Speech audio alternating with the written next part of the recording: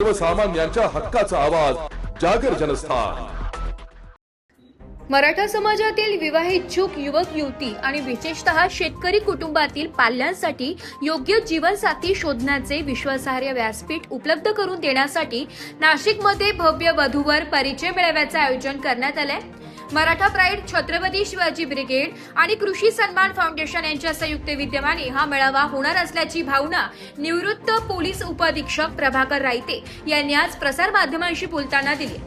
बदलत्या सामाजिक परिस्थितीत विवाहासाठी योग्य स्थळ शोधणे ही अनेक कुटुंबांसमोरील मोठी अडचण बनली आहे। विशेषतः शेतकरी कुटुंबातील मुला-मुलींना योग्य जोडीदार मिळण्यात अडचणी येतात। ही गरज लक्षात घेऊन हा भव्य मेळावा आयोजित करण्यात आलाय।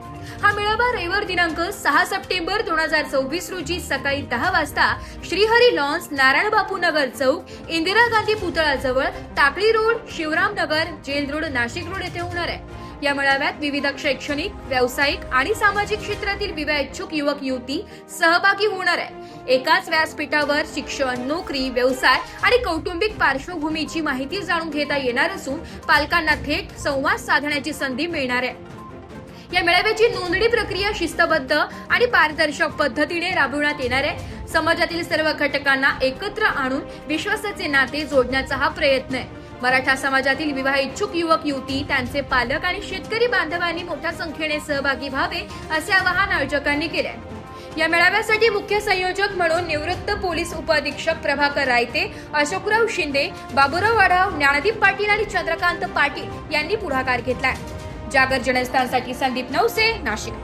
6 सप्टेंबर रोजी आपण श्रीहरी लॉन्स या ठिकाणी मराठा वधूवर परिचय मेळावा मोफत विनामूल्य आयोजित केलेला आहे। सदरचा मेळावा हा मराठा प्राईड, छत्रपती शिवाजी ब्रिगेड आणि कृषी सन्मान फाउंडेशन या ठिकाणी सर्व पदाधिकारी आपल्या समोर आलेले आहेत आणि या संस्थांच्या वतीने ते स्पॉन्सरशिप केलेले आहे त्यांनी। आणि हा मेळावा आयोजित करण्याचा मागचा जो उद्देश आहे, मराठा समाजामधील सर्वात जास्त प्राधान्य आपण शेतकरी मुलांना दिलेलं आहे। आतापर्यंत एकूण 8 मेळावे झालेले आहे। 9वा मेळावा आपण आयोजित केलेला आहे। जवळजवळ 300च्या वर मुला मुलींची लग्न कार्य व्यवस्थित पार पडलेले आहेत। चांगल्या गुण्या गोविंदाने ते नांदत आहेत आणि विनामूल्य आहे। या ठिकाणी आपण कोणत्याच प्रकारचं त्यांच्याकडून पैसे वगैरे कोणतेही घेत नाही।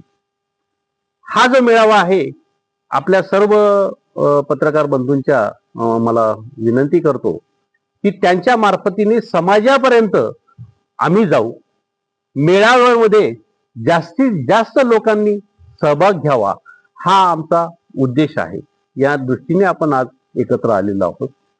तसंच आमच्या सर्व संस्था, आम्ही सर्व पदाधिकारी हा विचार करतोय की बऱ्याच ठिकाणी जसं मेळाव्यातून याची चांगली, यापूर्वीची चांगली फलनिष्पत्ती झाली, यापुढेही व्हावी, तसंच काही ठिकाणी बऱ्याचदा लग्न झालं आणि थोड्या दिवसामध्ये विभक्त होतात। मग अशा परिस्थितीमध्ये आपल्याला कुठेतरी काहीतरी समाजासाठी करायचं आहे, हा आमचं पुढचं पाऊल आहे की आपण त्या दृष्टीने त्या दोघांनाही एकत्र करणं, त्यांना व्यवस्थित गायडन्स करणं आणि कशा प्रकारे ते एकत्र येतील याचाही आपण विचार करणार आहोत। सर्वात जास्त प्राधान्य आपण शेतकरी मुलांसाठी दिलेलं आहे। यापूर्वी बराचसा चांगला अनुभव असल्यामुळे जसं इथं कृषी सन्मान आहे फाउंडेशन, हे शेतकऱ्यांसाठी बरंच चांगलं काम करत आहे।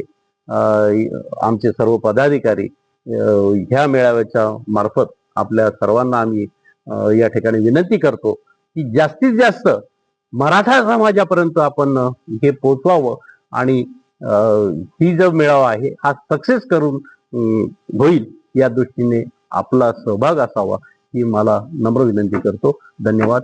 जय हिंद।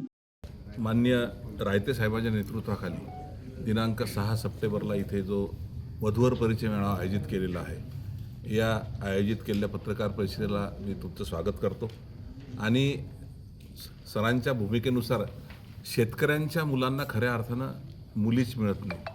शेतकरी म्हटलं की मुलगी नाहीच म्हणते, परंतु तिला त्याच्या मागचं माहीत नाही की हा जगाचा पोशिंदा आहे, हा भूमिपुत्र आहे आणि या भूमिपुत्राच्या भरोशावर ही भूमी उभी आहे.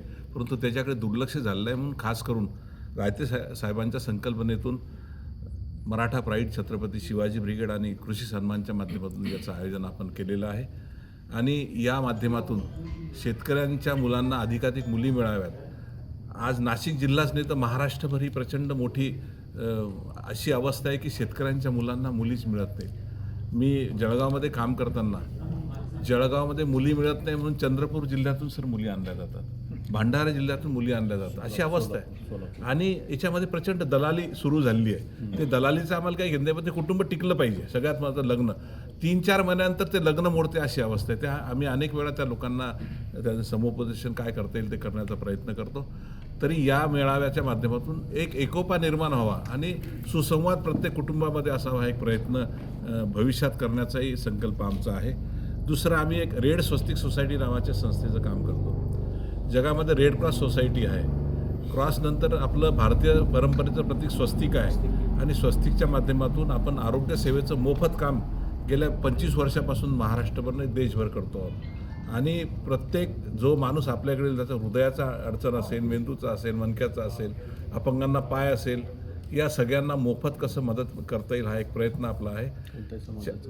जात पात धर्मभेद नाही, मानवता हा आपला मूळ विषय आहे. छत्रपती शिवाजी राजांचा विचार घेऊन आम्ही सगळे काम करतो. शिवाजी राजांनी स्वराज्य निर्माण करण्यासाठी मानवता जपली म्हणून सगळे एकत्र आलेले आहेत. त्याच भूमिकेतून आम्ही काम करतो आहे. आणि एक 6 महिन्यापूर्वी 4-4.5 महिने झाले आम्ही नाशिकसारख्या ठिकाणी सगळ्यात मोठा अपंगांचा काम घेतला. 600 अपंगांना चालवण्याचं काम रेड स्वस्तिक सोसायटीच्या माध्यमातून केलं.